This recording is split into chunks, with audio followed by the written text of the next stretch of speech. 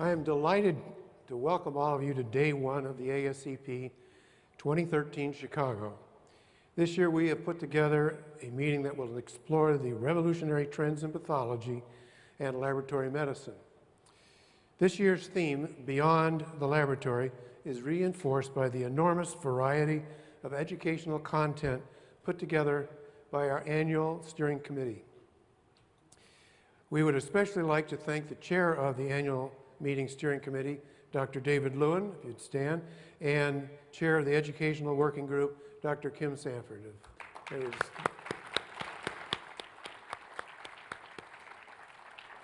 It's a Herculean effort. And now it is my privilege to introduce the moderator of this morning's general session, Dr. James Crawford, Senior Vice President of Laboratory Medicine at North Shore, Long Island Jewish Health System in Manhasset, New York. For this session, Pathology Leadership in the Patient-Centered Era, Dr. Crawford has brought together renowned experts who will explore topics such as coordinated care, accountable care organizations, and value-based medical practices, as well as equip pathologists and laboratory professionals to take a front and center leadership role in the multidisciplinary patient care team. Please welcome Dr. James Crawford.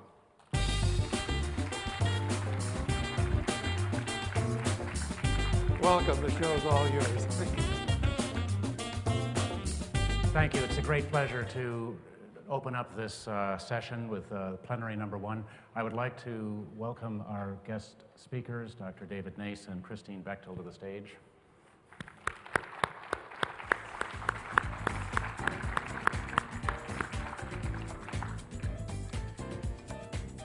The idea of pathology leadership in the patient-centered era, which is the topic of this first plenary, really puts in the forefront the fact that we need to step beyond the laboratory and be part of the rapid changes in healthcare.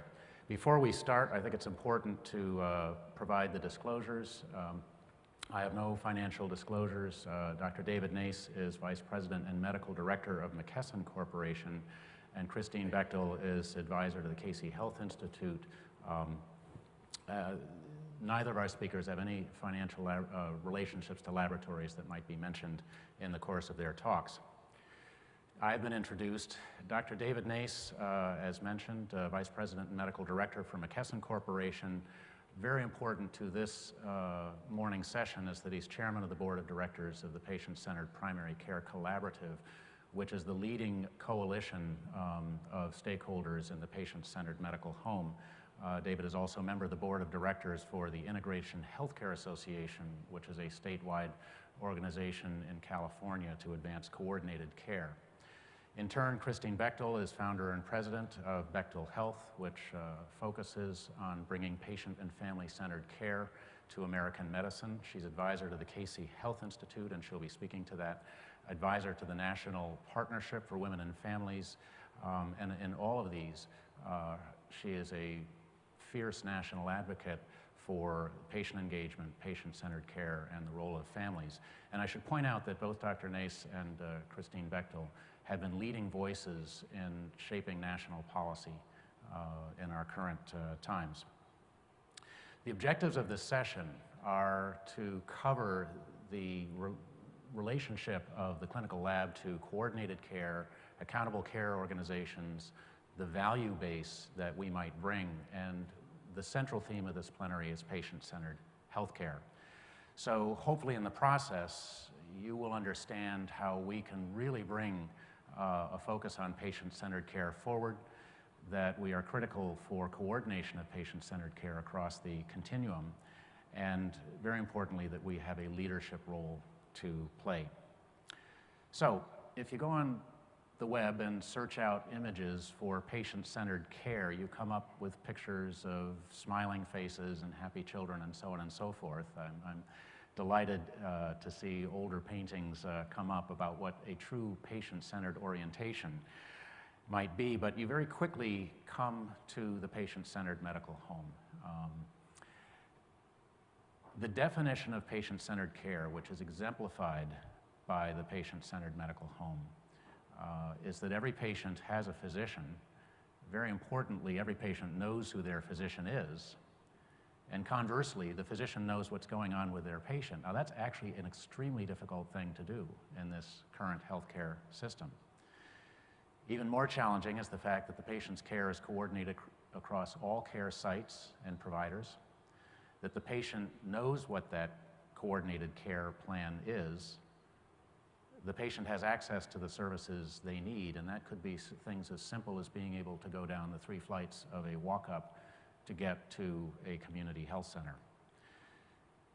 The role of the family should not be underestimated, and engaging the family in the patient's care is important. Very importantly, the patient should understand the decisions that are being made about their own care, and the patient is empowered to be part of those decisions. These are very tall orders to fill. Over the last 5 years, since I stepped forward and started working with the Patient-Centered Primary Care Collaborative, besides being the only pathologist in the audience, it was quite startling to listen to the discussions at the national level of what patient-centered healthcare is. And this graphic is illustrative of how those discussions go.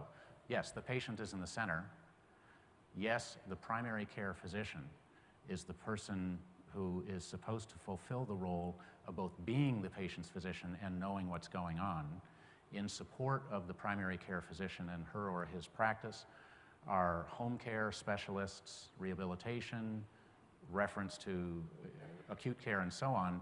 And then the broader galaxy is the community, employers, insurance plans, and sort of in the outer darkness is imaging and labs. And while everyone, both from the podium and from the floor, acknowledges that laboratory is incredibly important for the delivery of patient-centered care, the dominant theme I hear from the floor is frustration at how difficult it is to know what's going on with patients' laboratory data, to have the laboratory data available, and then to know what to do with it. When we talk to ourselves, you know, we're a pretty good choir to sing to, we can say to ourselves that 70% of, and what I would say is quantitative data in the patient record is laboratory data, that it influences 70% of clinical decision making, and I do believe that with rare exception, what we do touches virtually every patient in the healthcare system. From the patient experience, and this is something I've heard in prior talks that I've given, we feel passionately that we already are providing patient-centered care. Those dark hours between when a diagnostic procedure is done and when the result comes back can be some of the darkest hours of a patient's life. And the results that come back, whether they're from a tissue biopsy or a blood or even a urine test, can change the trajectory of a patient's life for worse or for better, either way. That's patient-centered care, and it's a very intimate relationship we have with patients. For patients who coexist with their chronic diseases, in essence, it means living on a daily basis with your own laboratory data. But in the end, and this is becoming increasingly true, we provide data points and they're parsed into the electronic health record. So the question could be asked, do we really have a place in the patient-centered era? I believe that we are partner to the patient in a very broad way. If you use as a proxy what happens when patients do get access to a patient portal, by far the most important thing they're interested in is their own lab results. And in point of fact, if patients have a portal, electronic access to their own medical record, if all it is sort of boilerplate educational materials, it's not very useful. But if it has their own data, and that starts with their lab data, they are engaged. I do put in the fact that are we brave enough as pathologists and laboratory professionals to actually talk with the patients about their own lab findings. I think it's important to note on this particular date that we await the final rule to come out of CMS regarding a federal override of the complex state regulations for whether patients can have access to their lab results. There are 11 states in the nation that expressly prohibit patients from seeing their lab results before the physician authorizes it. CMS is planning on issuing a rule which at least on their draft form, would override these prohibitions. But I think we need to even change our vocabulary, and this is something that I've consciously been doing myself. We're not taking care of patients, we're taking care of people. And those people have acute healthcare needs or chronic healthcare needs, but they're still people. And I think it was best said by the great microbiologist, René Jules Dubois, who was a cardiac cripple having had rheumatic fever as a child. And he lived most of the 20th century, well into his 80s, with restriction in his own ability to do things. And in his 1959 book, The Mirage of Health, he said, "Health is not being free of infirmity. Health is doing what you can in spite of your infirmities." And I find it pleasing that he's standing in front of a garden shed with lopping shears in his 80s. So we really have to ask the question, who are our patients? A patient is the person on the requisition form. If you work with the managed care people in your organization, a patient is a beneficiary who pays premiums. As I say, I'm trying to change my vocabulary. They are people, they are persons, they are individuals. And yes, we're also taking care of populations. And I think laboratory, and by this I mean the whole portfolio of pathology and laboratory medicine, takes care of populations in a way that no other part of medicine can or do. So the value of the clinical lab is delivery of individualized patient care. It starts with delivering an outstanding patient experience. Phlebotomy, our phlebotomists are ambassadors of the entire medical system. Client service, timely reporting, accurate, reliable, and timely resulting, and yes, low cost. The bigger game is actual appropriate use of laboratory testing, appropriate downstream actions, which is where a lot of the cost of medicine is incurred, appropriate clinical interpretation of the appropriate testing. And I would be remiss not to point out the revolution in medical science that seems to be set aside in the national policy discussions, which is there is so much to learn about individual patients, and to the extent that we can map that individuality into our care plans, we will truly be delivering personalized medicine that is specific to the patient.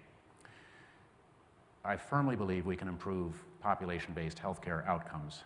We support accountable care organizations by serving a population. We see the data first, which means we should be able to integrate laboratory information across the continuum of care, and in so doing, we should be able to anticipate patient needs, their access to care, and then help coordinate, and I would hope lead, management of diseases, both acute or chronic, innovation and improvement in the delivery of health care, population health management, and patient-centered care. The patient's voice could be articulated as this, and we'll hear considerably more about that over the course of this session. With regards to quality, is your testing better? Are you actually a good lab? Service, are you attentive to my needs? And I'd say that starts with wait times. Patients have an increasing contribution, if you will, to the cost of their own health care, so am I paying the correct amount? This all adds up to value to the patient. Dr. Nace will be speaking about the patient-centered medical home and accountable care organizations. What I will say is that the medical home is patient-centered healthcare focusing on the physician practice, and accountable care organization is coordinated care at the health system level.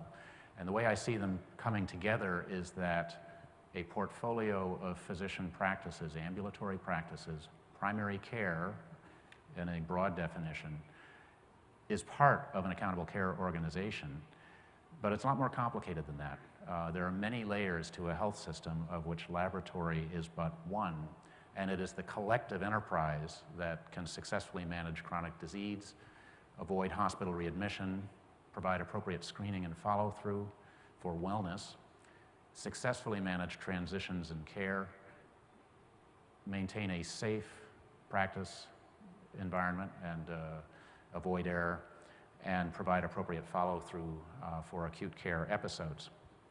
So that we need, as laboratories, to do everything we can to promote access of patients to laboratory services, appropriate utilization of that testing, a lot of fun stuff, and trying to keep up with state-of-the-art testing for diagnosis, do everything we can to bring the right data at the right time to the right place, and I didn't have enough time to put on this line, to the right persons. We can then leverage that data to improve care coordination, and then some real bullets that are active at the current time: reduce length of stay, reduce hospital readmissions, improve the quality of life at home, reduce the cost for episodes of care. And on that home point, I think we have tremendous opportunity to reach out into the community setting and provide mobile health up to and including traveling point of care devices, and enable people to live at home and not have to come to emergency departments and skilled nursing facilities to manage their chronic diseases. My last slide is, who does this? It is an incredible workforce that provides the diagnostics of pathology and laboratory medicine. And you'll notice that I put physicians and clinical scientists pretty far down the list, because it is every person in this amazing workforce, laboratory professionals all, you in this audience, representing all of them, who are the voice and the face of laboratory medicine and pathology, are the ambassadors for patient-centered care, and can provide the leadership in this coming era. So those are my opening comments. I truly have reached beyond the laboratory for our speakers, because they are leading people who can reflect back on the role of laboratory in the patient-centered era. And I would like to welcome Dr. Nace to the podium.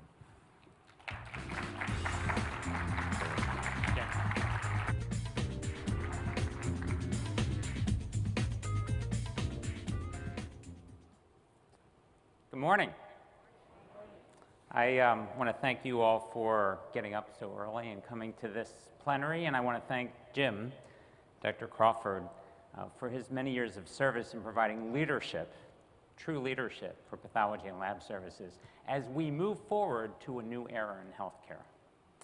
And I'd also like to thank our time managers in the back. If they could please reset the clock for us, that'd be helpful, particularly when we get to the panel.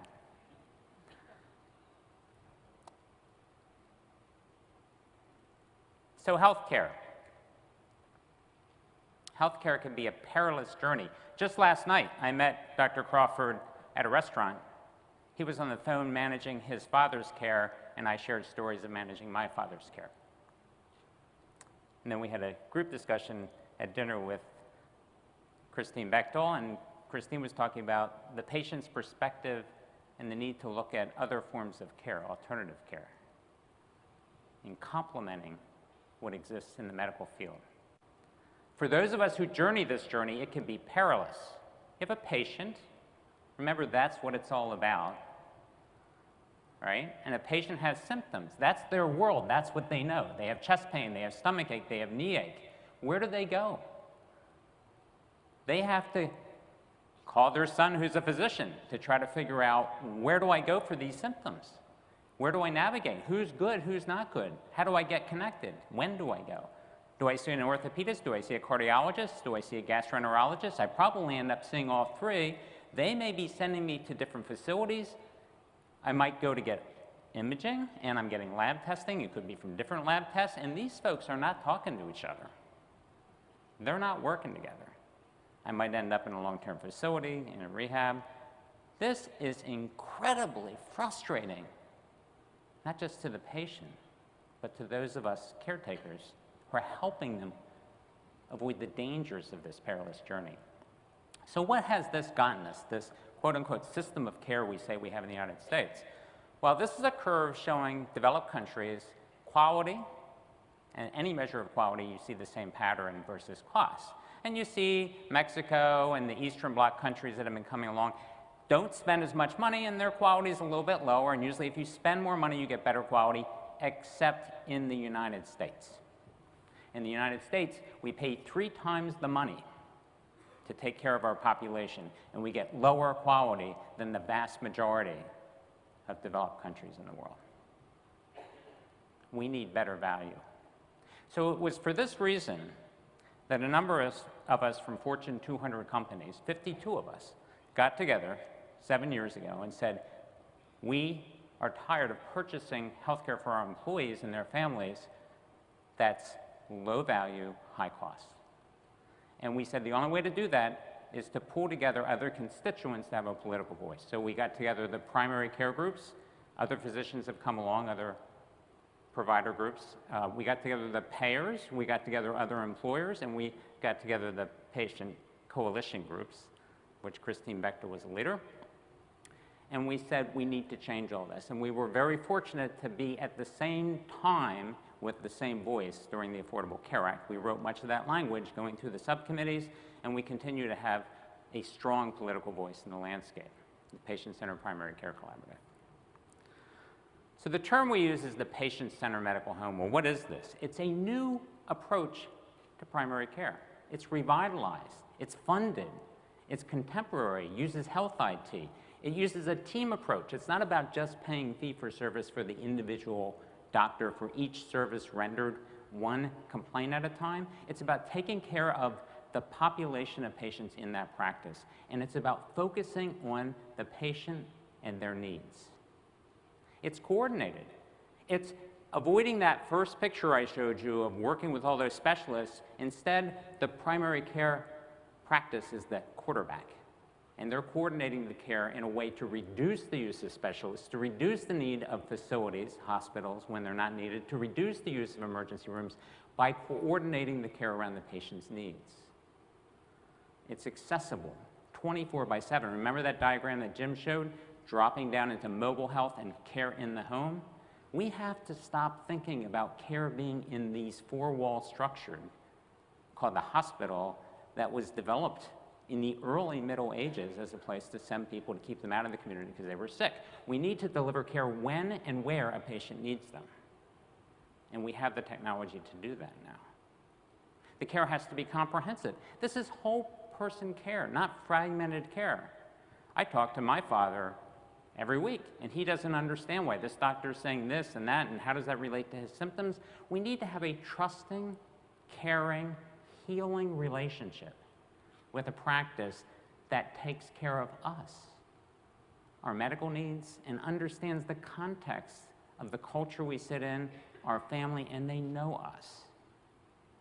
And that has to be a contemporary practice that's committed to high quality care, using health information technology, using evidence-based practices, using diagnostics in a way that the evidence tells us and informs us of how to deliver that care.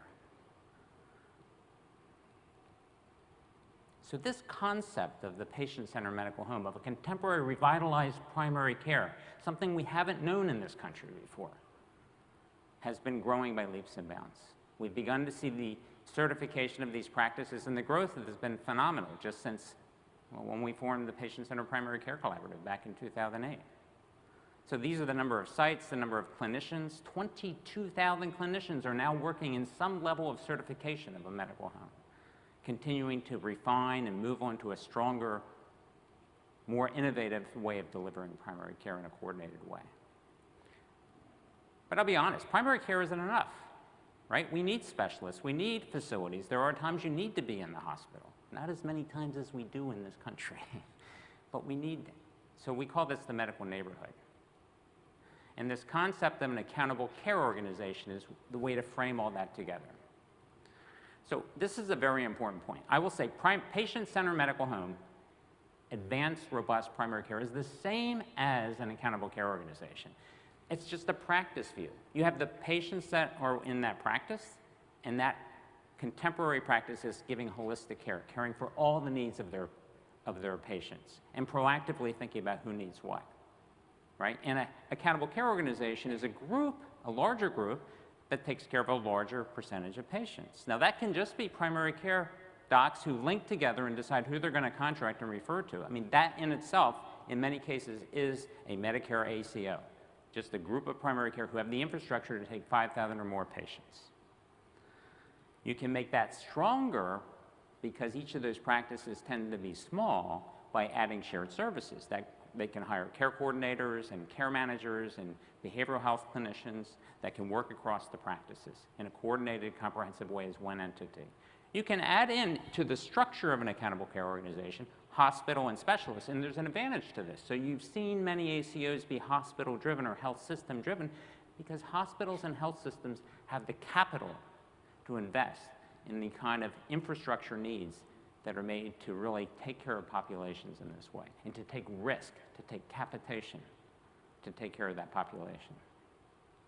And labs should be part of that. And pharmacies, there's a pharmacy on every block. You want to talk about access, long-term care. This is a great accountable care organization. They've got the capital to invest in it. Primary care sits at the base of it. It's the foundation of it, because without it,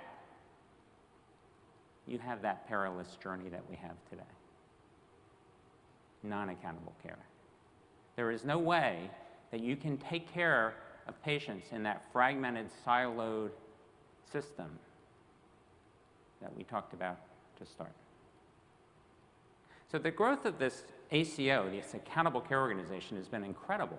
For a concept that was just first named in 2006 by my friend Elliot Fisher at Dartmouth, right? And that was just launched by Medicare a year and a half ago, 2 years ago, right? The very first Medicare Shared Savings Program was just 2 years ago.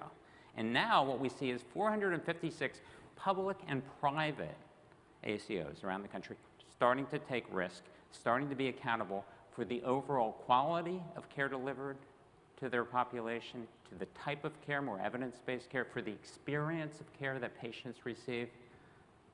It's quite striking. So this concept of accountable care is critical, because at the practice level of the patient-centered medical home or at the system level, it's still accountable care. You're accountable. You're accountable for the quality of care delivered, the experience of care to the patient, and the cost, delivering it at the best cost. The triple aim, the three-part aim, giving the highest quality care at the best possible cost. But in order to do that, physicians, labs, hospitals have to dramatically change their behaviors of what they do today to organize in a different way and to organize around the patient. Not around the practice, not around the hospital, around the patient and their family and their needs. The key elements of this you've heard over and over again. I just want to reiterate them. It's coordinating care. It's the ability to collect and share information, informatics, analytics. It's being transparent at the level of the practitioner, of their performance, so that everybody can see what that performance is like. And it's the same for the practice and for the system. Because as we move to patients being consumers, having more out-of-pocket costs and making their own demands as they become engaged and empowered, they need to be able to pick and choose by having transparent data. Not just around performance, but cost. So thinking about patient-centered care is critical. Improving communications, access to their personal health record. 24% of patients today have access to their electronic medical record. They have a portal, they can go in, they can check their lab results. I'm so fortunate to do that. Other of you may be so fortunate to do that. It's only 24%. 52% of people don't have that and are asking for it. And we see this in survey after survey. And what's really cool is that the current studies show that patients who have access directly to their medical record online, in any way that they can get to it, have more loyalty to their physician, to their practice, and to their health system. And they believe, we don't measure this because we're not in a transparent environment, but they believe and report that the quality of care that they receive is better.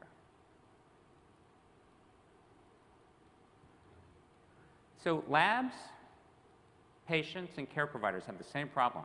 How do we ensure that patients get the right care at the right cost without that burden that Jim and I were dealing with yesterday? Being on the phone, trying to coordinate care, I was on 7 different call waiting lines yesterday. And I have to say, oh, this is Dr. Nace, because that gets me right to somebody. I can't imagine what that's like for a non-physician. I cannot imagine it. And the only way to solve that problem is to collaborate, to work together, to think about new ways of doing things. So this is my challenge to you, is to become a value-based lab, delivering value to the patient of high-quality care at a low cost.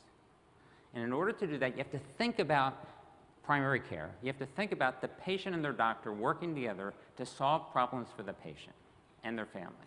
This is the team. You need to become part of the team. And think about the questions that are being asked, the work to be done, the challenge, the problem that needs to be solved at the point of care and at the point of time. Is this the right test? What's it going to cost? Do I know what to do with the results? With the advances in molecular diagnostics, most docs are ordering these tests. They don't even know what test to pick. They don't know what to do with the results. They're winging it. How much will this cost me, right? Patients are now have consumer-directed health plans and more out of pocket. They're paying for their care. Is this going to help? Will it be covered? In many cases, the doctor can't even answer those questions. What tests are available? Which lab is the best lab to do that?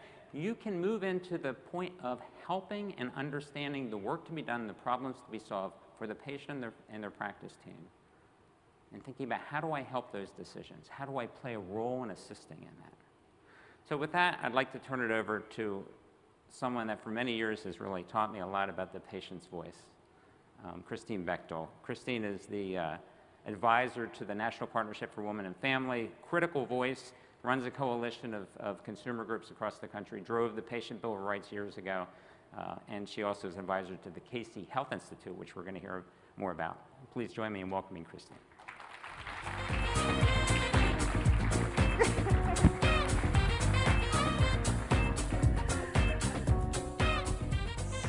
Thank you and good morning. And by the way, David, I'm seriously considering changing my first name to Doctor so I can get through those helplines faster too. Anyway, so thank you very much for having me with you today, and thank you to Jim and David and to the planning committee. This is really one of the first times I've witnessed the laboratory community engaging in this essential topic, and I think that is just hugely worthy of commendation for the vision and the leadership that you are showing. We have heard a lot of talk about this idea of patient and family-centered care for some time now. And I'm going to talk a little bit more about it, but from a little different lens than what you've heard from David and Jim. And I'm going to talk about an experience that I had with a primary care practice that I am advising on patient and family centeredness that I think is a really great example of at least a sliver of how labs can deliver and support the delivery of patient and family centered care. But I want to start first with this idea, right? So lots of talk, and I want to get a little pulse check out there, make sure you guys are awake, and ask you guys, how many of you feel confident that you could define patient-centered care? We've just heard about it for a while this morning. Can I have hands? Don't be shy. Good, good, good. Want to make sure you guys can take a test as well as give them. All right, so put your hands back up for a second, those of you who feel comfortable defining it. So keep your hands up if you feel like the person next to you would define it the same way. Yeah, so many hands go down, right? A little bit like a Rorschach test, you know, it's sort of fuzzy. All right, so we had the same experience at the National Partnership, which is as the consumer organization that David mentioned that I've worked for many years.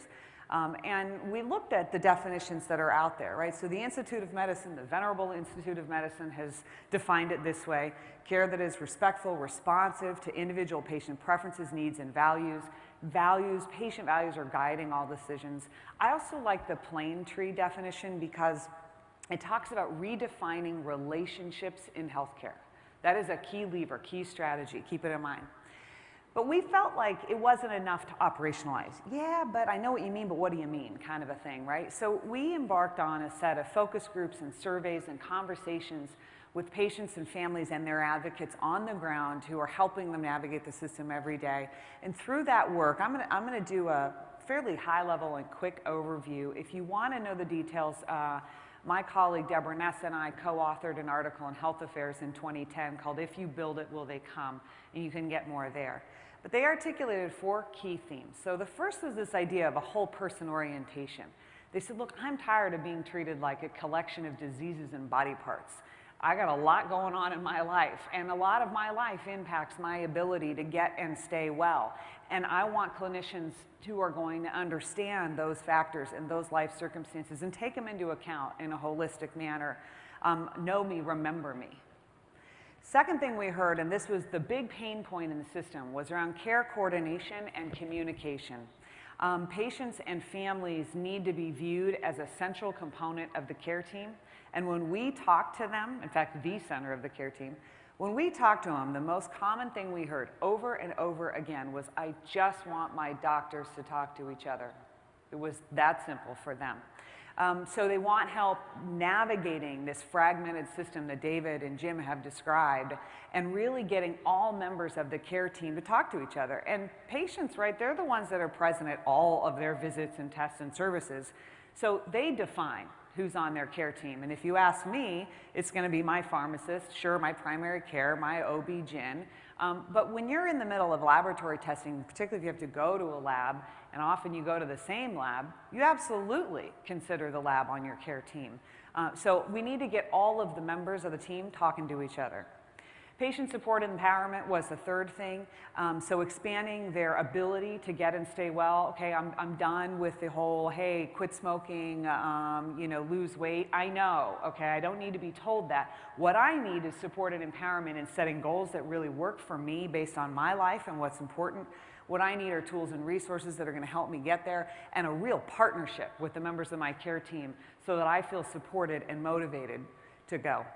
And then finally, ready access, right? And that's fairly obvious, but it includes not just off hours and off site, right? But also, what if I don't speak English as my first language? That's an access issue.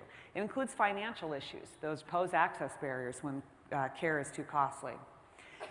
All right, so what I want to do is make the case that patient and family-centered care isn't just the right thing to do here. It's actually the key to better health outcomes, better experience, lower costs, also known as the triple aim, for everybody across the healthcare ecosystem, including labs.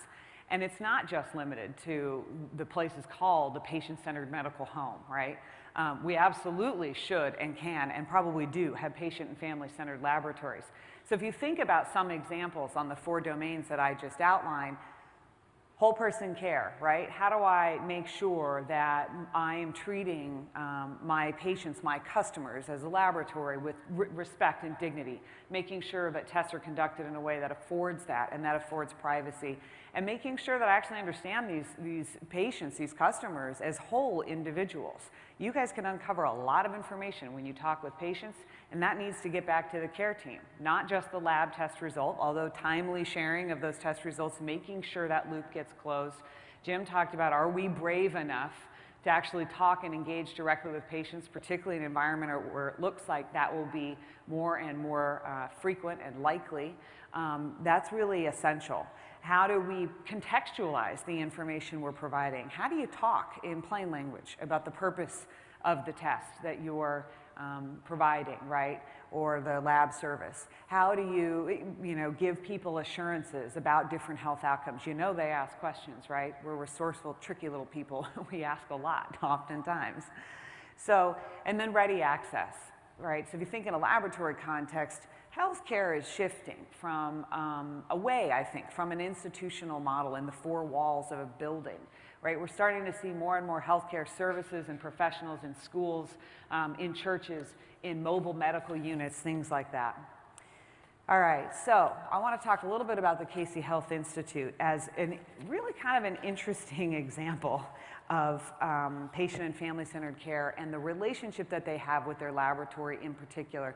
So this is the team at Casey. They're an integrative, nonprofit primary care practice, brand new in Gaithersburg, Maryland. They opened their doors like in March of this year. They are building towards a patient-centered medical home, and they view their purpose as much larger than just being a PCMH or delivering primary care. They want to make healthcare itself better, and they want to include people actually achieve health and wellness. They also have an essential component of their culture, which is something called conscious capitalism. Conscious capitalism, many of you will have seen the book from John Mackey. This is a set of values and theories and tenets that John Mackey, who is the co-CEO of Whole Foods, he put this forward as a new model of business than just sort of the standard capitalism profiteering. Some of the organizations who follow it are Southwest Airlines, UPS, Nordstrom's, the Container Store, and others. And Casey Health Institute is adopting it for healthcare. So I'm going to give you some quick tenets here. Most importantly, these businesses are really purpose-driven and people-centered. And essentially, for labs, they really view suppliers and their service partners as essential stakeholders, and they create very intentional relationships that are based on mutual interests in the context of their larger purpose. Of course, they take finances into account, right? You can't be sustainable, you can't change healthcare, you can't achieve health and wellness for people if you aren't sustainable, but they rightly see profit and financing in context, which is the facilitator to achieve a purposeful end. But that idea that suppliers and service providers, that the relationship needs to be based on mutual interests, has driven Casey to, I think, a different place, particularly with the lab that they use, which happens to be BioReference, although I have no financial relationship with them, as Jim talked about. But I was sitting in a team meeting about a couple months ago observing, and what I heard folks say was, you know, they are so great. We really consider them a core part of our team. And I thought, well, that's interesting. They consider them a core part of the team of people. There's 20 docs and nurses and other practitioners sitting in the room, and you know, it was like the laboratory professionals were right there with us. They're not housed at Casey Health Institute, though. I mean, you know, why is that? And so I asked them. I interviewed them both separately, actually, the clinical team and the lab rep, who I'll talk about. So the reasons that they talked about were, first of all, the point person, their lab rep, a woman named Jen Kim Roussel. She's very responsive. She knows the care team personally. She's really taken time to get to know them, and she is a consummate relationship builder, and she's built trust with them. I had the chance to observe a meeting with her and the clinical operations team. And you know, of course, it starts out with like, how's your family? And a lot of ribbing and joking, and she's a riot, by the way. So, you know, really good relationship builder, has the trust of the team, but she also takes time, and this is what they said, to really get to know the patients. She asks the MAs who do administer some of the lab tests at Casey to give every patient her cell phone number. Every patient gets a card with her cell phone on it. And even those who go to the lab itself to have blood drawn or whatever, they get a patient with Jen's, or a business card with Jen's cell phone. When I was in this meeting, it was great because, you know, the practice administrator kind of was throwing curveballs at Jen a little bit, and she's like, you know, oh, and then, you know, I'm sure you don't remember this, but, you know, we had a patient who blah, blah, blah. And Jen says, oh, Mr. Jameson, yeah, absolutely, I remember that. He's going on a trip, you know, he's going to the Bahamas, and he needed to get this done and that done, and this is what his insurance status was, and so we went through all these things, and this is what the outcome was. And as you'll remember, you know, I came back and made sure the data got into the EHR and into his portal so he could access it. I mean, it was like she took the time to really get to know this patient as an individual, which I thought was great. They also said that the lab helps them get the latest evidence and knowledge, even if it doesn't benefit them financially. Right? That was huge for them, major trust builder for them. And then, of course, they help close the loop, whether that's with the patient, the practice, or the EHR. So some of the quotes in my interview process that I heard from Casey, from the clinicians, were, they do things for us they don't make money off. They just do what's best for the patient, right? Patients at the center. Labs are complex, they're constantly changing, they keep us up to date, and that improves patient care. They know what the patient needs, right? Huge focus on the patient. So I also interviewed Jen, and I asked her, right, because obviously I have an important question. Is this just you, that you're like super cool and you know, you just are great for whatever reason? Or is this something that is really part of the culture of the organization that you work for? And she said, well, we really want to be viewed as a value to the practice. So we go that extra distance, even if it doesn't financially benefit us. That's part of who we are, right? So she began to talk about culture. She said, we value education, we value access, we want to take all the insurances because we don't want to worry about a physician using a medically necessary test and then having the patient get penalized on some level. Always coming back to patients and families. At the end of the day, everybody's goal should be patient satisfaction, she said. So here's my end of the day takeaway here. Both these organizations focus on treating the root cause of disease and not just the symptoms. And they recognize the important role that lab tests play, but they get that it's only one part of the effort to find those underlying causes. They both said to me, we really want to help patients get well. So they both know the patient and commit to knowing the patient as an individual person. And Jen said, if they have an issue, I can better help them if I know them. It makes the patient more comfortable and happier, and it takes the load off the office. Win-win-win all the way around, right?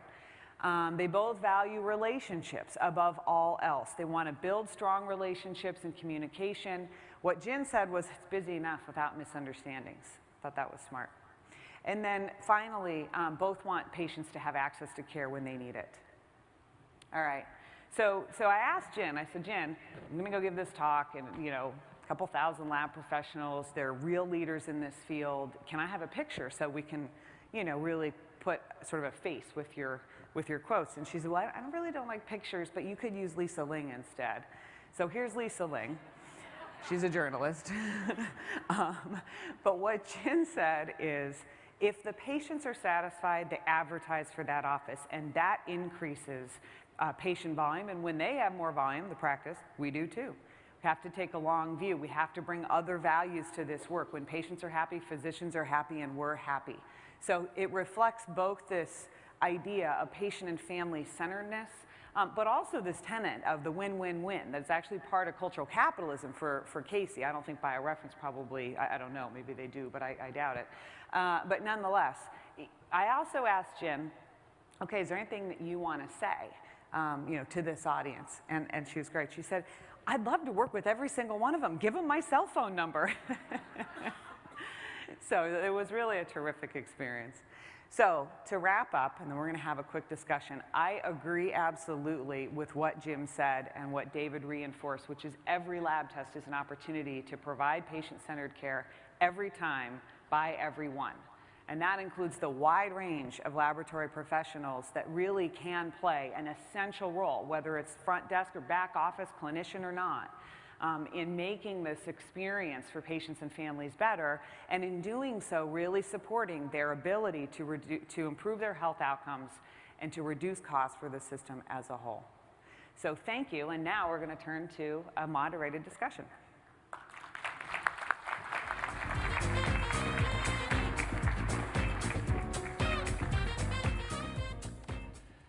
As we were preparing for this plenary, and particularly as we were sitting over dinner last night doing our final thinking, we all felt, let's quick get through our talk so we can get to the discussion, because this, I think, is a fun part, to really lob questions at each other and challenge each other in front of you from our different perspectives on a common issue. And the first question I'd like to ask Christine and David is, to contrast sort of what we've been doing, and I don't want to have this sound like a criticism, but it's easy to stay in place. And doing this is hard, actually. I would submit it's very fulfilling, but it's also hard. So reflecting back on the laboratories, and again, pathology and laboratory medicine, it's a vast enterprise. What are the compelling reasons for going this extra effort, for truly changing in our ethic, our ethos? Well, I'd like to actually just start, because I want Christine to answer the question, but you spurred a thought when you just brought up that question. I want to relay a message to you, and I know it's really difficult. Inertia is inevitable, and it's hard to change. I think that change is an option you have, but run the risk of extinction if you don't. So there is a dramatic shift right now. If you've read Malcolm Gladwell's book, A Tipping Point, we are just entering into a period of a dramatic shift in the way we deliver health care and the way we pay for care. And there's a plan in place from CMS and private payers, and the money spent is too high. So you really don't have an option about changing if you want to stay in existence. That's the problem. And you have to move from paying for delivering individual services to caring for people and populations. And I just want to bring that up as a context, because I think everything we're going to now say is in the context of how do you do that. You have an option to become extinct as a health system, as a laboratory, but you also have the option to change and do well. And that requires innovation and risk-taking and teamwork.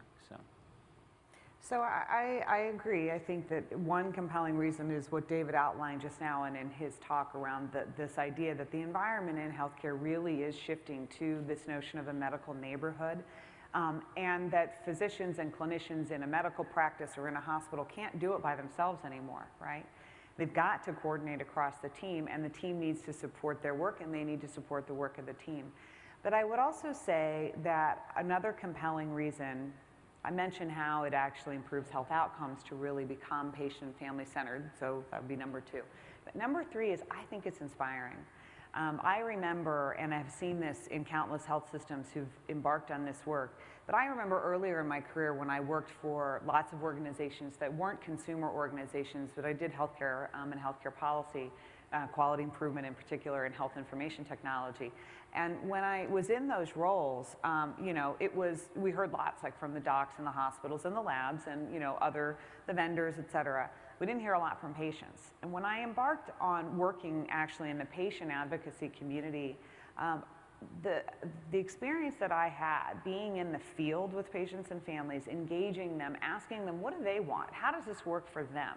What are the solutions? It was transformative. It was inspiring. And patients are extremely resourceful, and they often come with a different lens and provide often fairly simple solutions that we don't think of.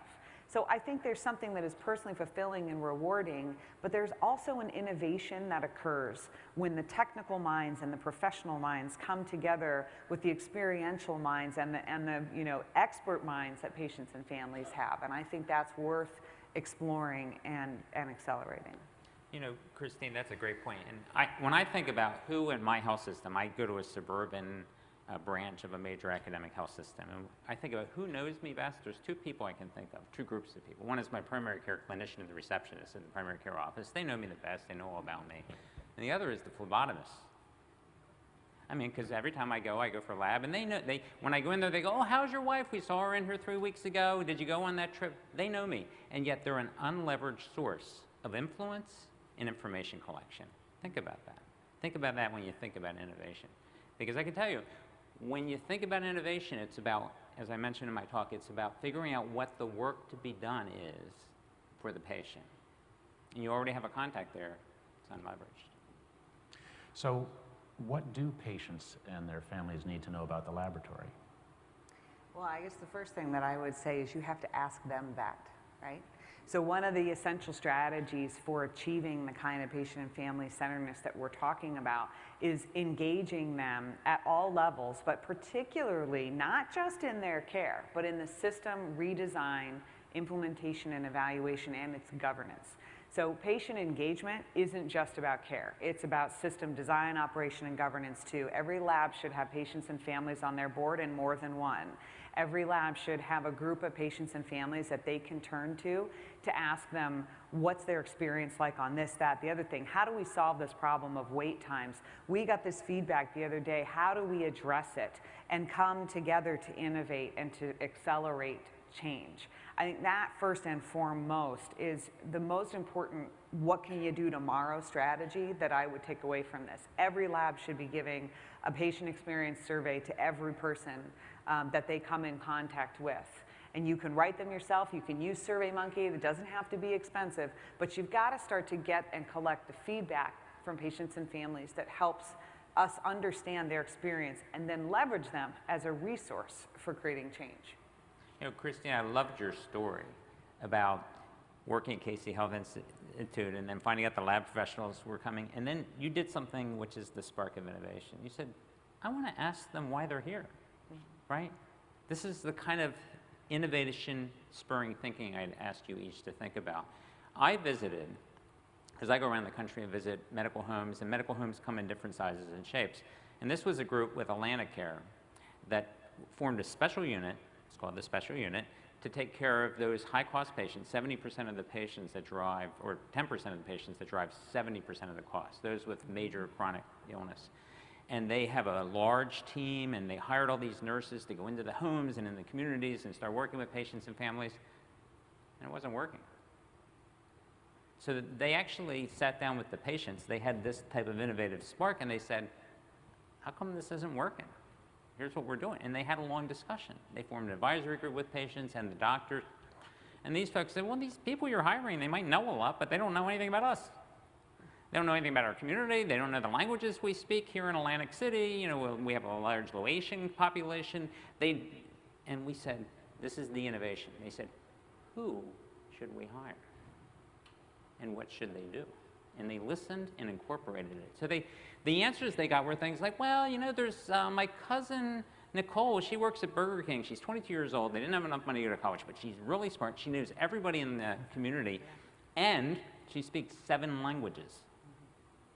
And they hired people like that. I went to rounds, heard this story in retrospect, and I thought they were nurses doing case presentations in rounds.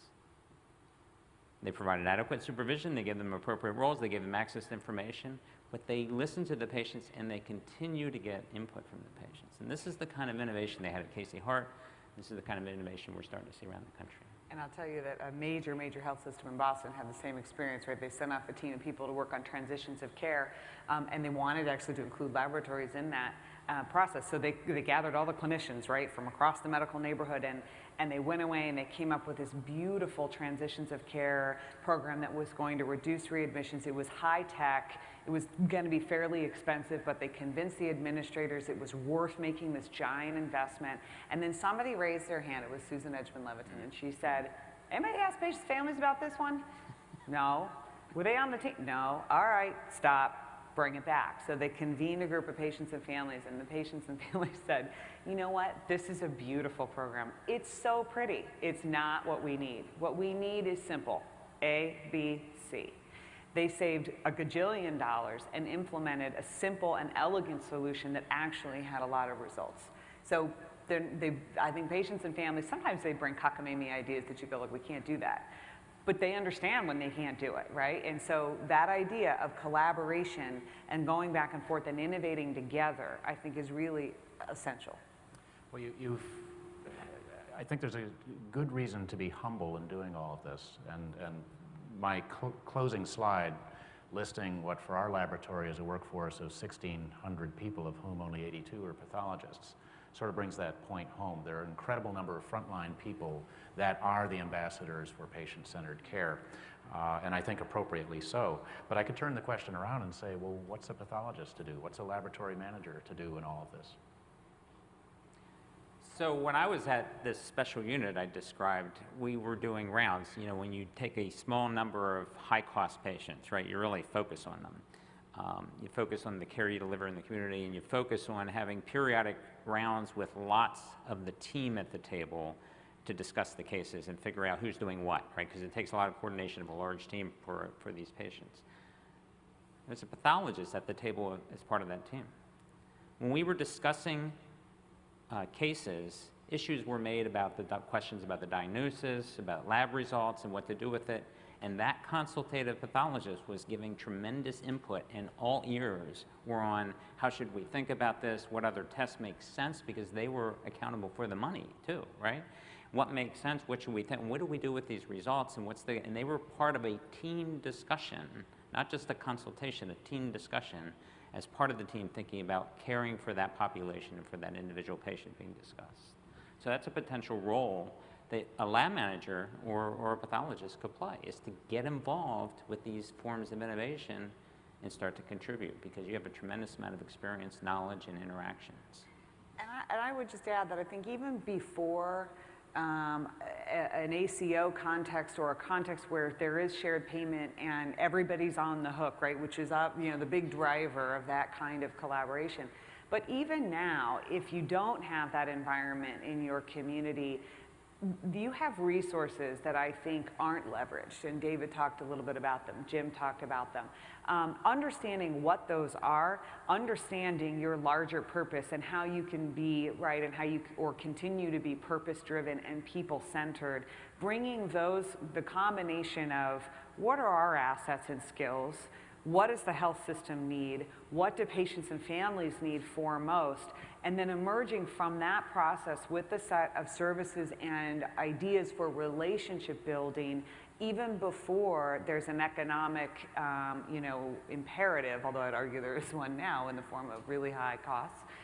But even now, being able to go through that process and collaborate and build those connections through the context of what you can offer that is not leveraged today, I think is important.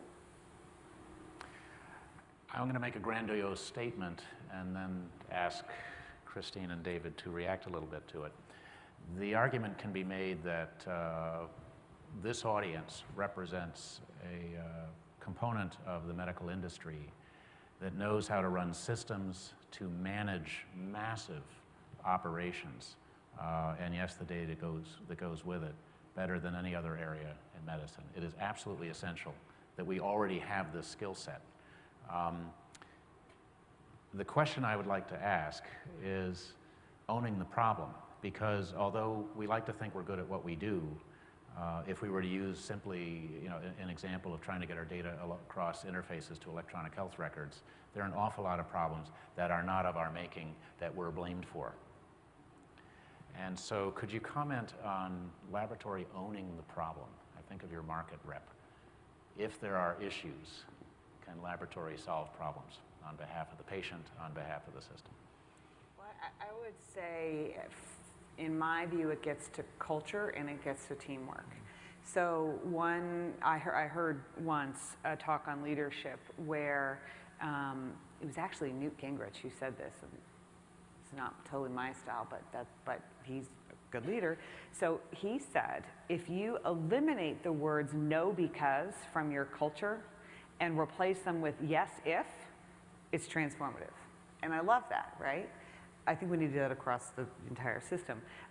But when you bring that culture combined, I think, with this idea that the team is not just in the four walls of your own institution, you've built the relationships and the collaboration mechanisms, then it becomes about, okay, we have a problem. For the blame issue is we got to get past that, right? let's solve it. And then it becomes who's got what resources and how can we innovate. And then again, when you bring patients and families into that room and problem solving, you would be surprised at the level of ingenuity they have, even on issues that are far more technical that you'd never think to engage. And I've seen them play really important roles in areas like technical interoperability, where they will say things like, well, if you guys can't talk to each other, but you can talk to me and you can talk to me, how about you give me those data feeds and I can share them back? And they end up sort of de facto over time forging those pathways of collaboration in surprising ways. You know, I was thinking when you were asking the question, Jim, laboratory managers, pathologists, people in laboratory medicine are generalists, right? You don't have the problem that cardiologists, orthopedic surgeons, so on and so forth have. I have arguments with Doug Henley and my friends who are leaders of the primary care organizations. The arguments usually are like, can, in a new world, a high-quality, low-cost world, can these specialists, who all trained in internal medicine to start with, can they go back to being generalists? And the argument is usually, no, they're untrainable at this point. They're beyond help. You can't get them to think, because culturally, my wife just had surgery 2.5 weeks ago, and we call her surgeon now, and he's a surgeon that we've known for a long time, but he's done. He's done his job, right? And the cardiologist would do the same thing, and so on and so forth. And the issue is culturally and behavioral, they can't go back. You have an opportunity. You, as laboratory professional, people in laboratory medicine, have the greatest interest by natural selection of why you chose to do what you do in understanding science, informatics, and generally across medicine. You have the opportunity to learn about patient-centered care, to learn about teamwork, and to learn about collaboration. Those are just behaviors you can learn. And I think if you do that, you become a tremendously powerful force. Think about it. 70%, Jim showed this slide, 70% of all decisions made in medicine, in healthcare, diagnosis, care plan selection, treatment management, we call it monitoring now, I prefer management, right? Come from laboratory test results, of which most clinicians leveraging them don't understand what to do with the results. You are in a powerful position if you can reinvent yourself. So, hence my... So another statement. The secret to providing patient-centered care is actually caring about the patient. It's very motivating, and it's I think, a lodestar that you can't go wrong on. Should we talk to patients, and who should that be? Yes. Duh. Sorry, surprise. Sorry. So, yeah, who should that be, though, is a really good question. So I think the important things to factor in when you are beginning to engage with individual patients, you want to look for people that can represent diverse backgrounds. Older, younger, male, female, different race, ethnicity, language, ideally. You also want to, and you know who they are, right? Or your front desk folks definitely know who they are. You want to look for people who have a history of being able to express themselves in a way that you can hear. Right? Not the sort of like Von Thor really problem people, because they're always out there, and probably some people in this room too. But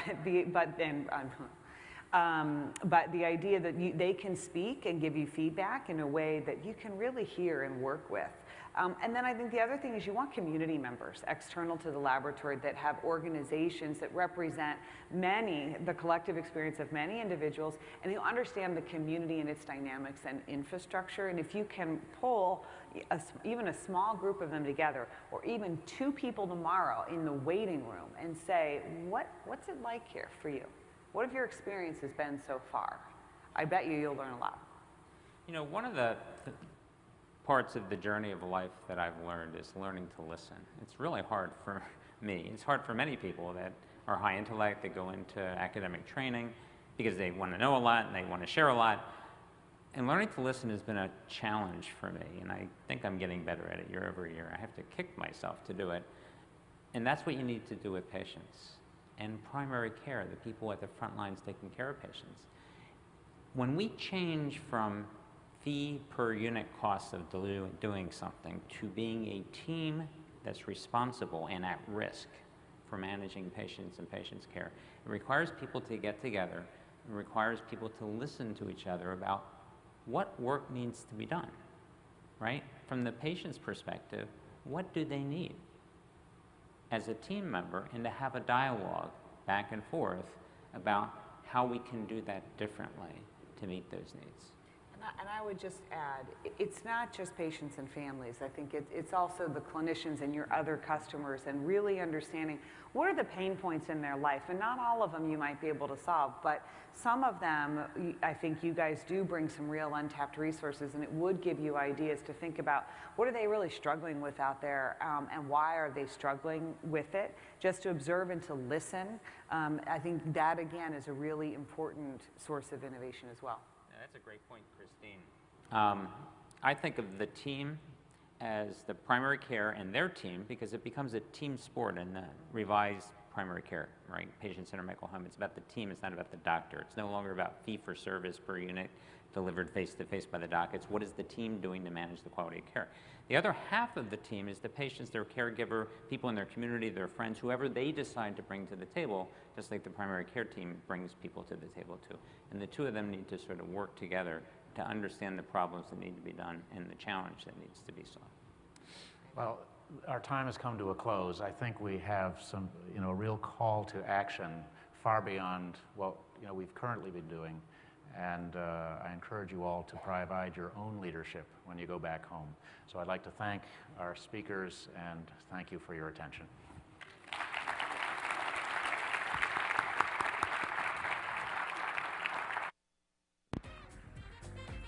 Please welcome back to the stage Dr. Joel M. Schilling.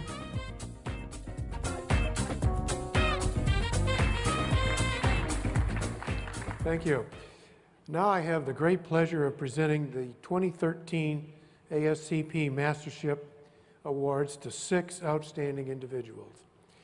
The ASCP Mastership designation serves to honor those distinguished ASCP members who have made significant contributions to the field of pathology or laboratory medicine and to our society.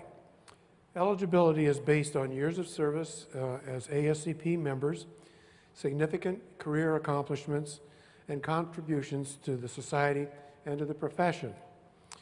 I will announce each person receiving an ASCP Mastership, and we'll do this in alphabetic order. Each individual should come to the podium when I announce his or her name, and following the presentation of the award, you'll have an opportunity to talk for 1 minute. 1 minute. Edmund R. Donahue, Jr.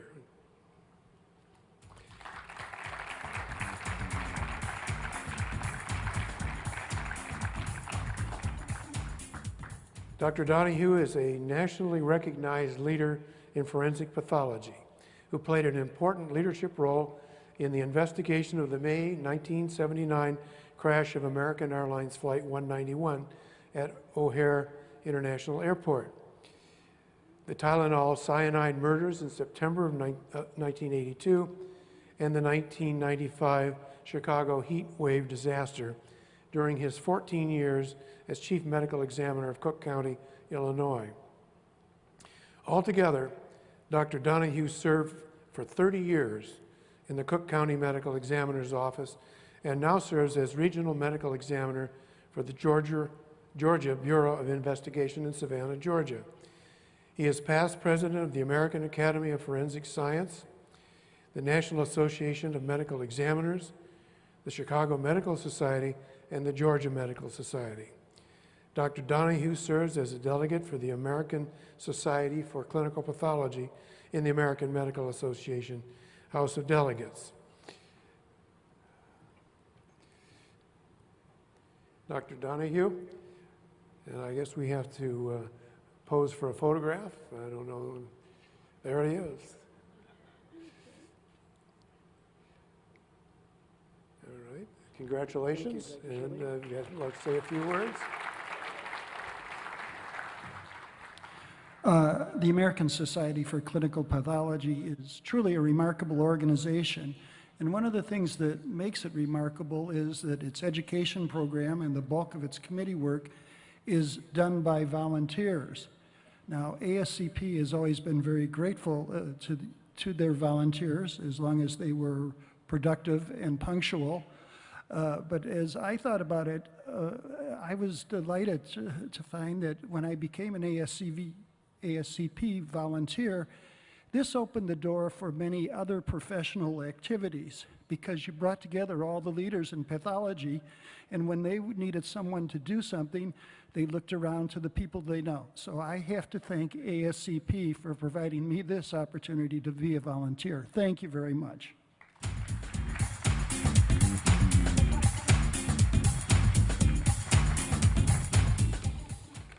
Kathleen Doyle.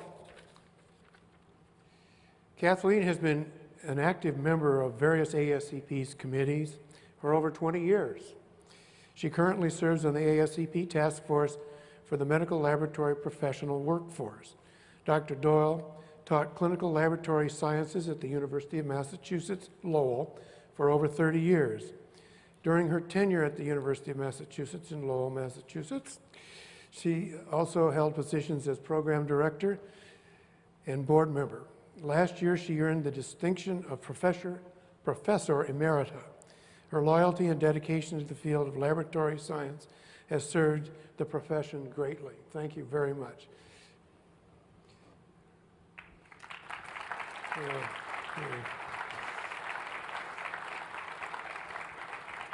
Okay, say a few words.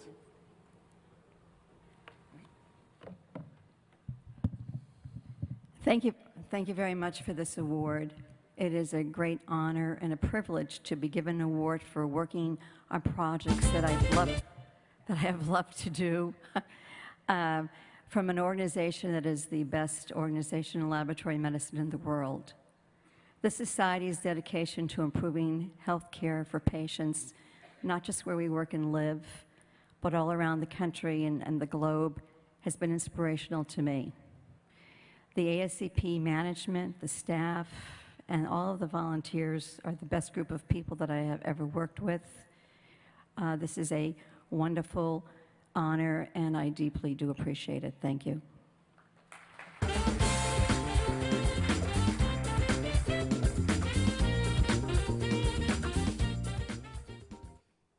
Betty Jameson. Betty has played a pivotal role in training of residents and fellows on peripheral blood morphology and bone marrows. She's also trained medical laboratory science in all areas of hematology, flow cytometry, and coagulation. Before her retirement in 2011, she served as educational coordinator in the pathology department at Children's Hospital in Colorado. She has held management responsibilities for recruitment, human resource issues, budget management, and evaluation of new analyzers and procedures. She is especially proud of teaching hematology courses in Africa as an ASCP consultant in the PEPFAR, President's Emergency Plan for AIDS Relief. Betty, thank you very much for your service, and congratulations. Thank you, Joel. And you'd like to say a few words? Okay. Well, I want to repeat what so many have said, but it's been a very reciprocal relationship with ASCP. The volunteer activities I've given have given back to me immeasurably. I've loved all of the volunteer work, especially my time in Africa, and all the weekend workshops. It's been a great organization, one I'm very, very proud of, and I'm very proud to accept this award. Thank you very much.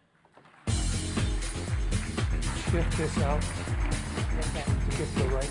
Oh, okay.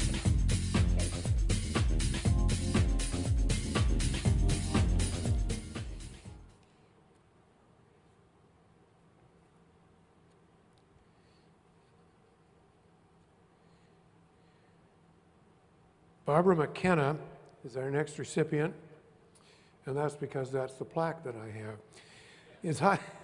Barbara is highly respected for her expertise in pathology and cytopathology and her support for the entire laboratory team. ASCP president from 2008 to 2009, she has made singular contributions through her strong, inclusive leadership. She has made immeasurable contributions to the profession of pathology and laboratory medicine. Resident education is forever improved by her attention to the resident in-service examination, the RISE examination. Thank you very much, Barbara. And here, would you like to say a few words? Yes, I'd like to say three things, actually. First, this is a big honor because it comes from the organization that is really the most patient-centered in all of pathology, and also the one that really understands and lives the concept of team. Number two, I'd like to thank the ASCP people, all of the staff and volunteers with whom I've had the opportunity to work over the years for letting me be part of their team. And third, I'd like to thank the organizers of this meeting. As you listen to this session right now and look over what's to come, it's really an amazingly thoughtfully put together meeting, the best in pathology. So I'm looking forward to enjoying it, and thank you for putting it together for us.